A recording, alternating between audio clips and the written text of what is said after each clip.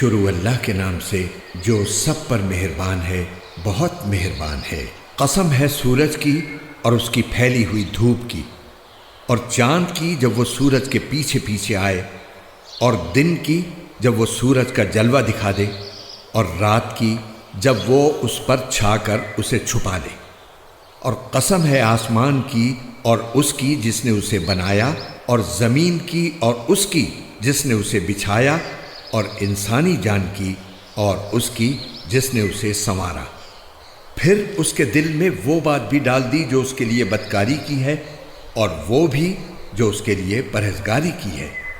فلاح اسے ملے گی جو اس نفس کو پاکیزہ بنائے، اور نامراد وہ ہوگا جو اس کو گناہ میں دھسا دے۔ قوم سمود نے اپنی سرکشی سے پیغمبر کو جھٹلایا جب ان کا سب سے سنگ دل شخص اٹھ کھڑا ہوا، تو اللہ کے پیغمبر نے ان سے کہا کہ خبردار، اللہ کی اونٹنی کا اور اس کے پانی پینے کا پورا خیال رکھنا۔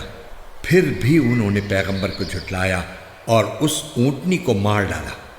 نتیجہ یہ کہ ان کے پروردگار نے ان کے گناہ کی وجہ سے ان کی اینٹ سے اینٹ بجا کر سب کو برابر کر دیا، اور اللہ کو اس کے کسی برے انجام کا کوئی خوف نہیں ہے۔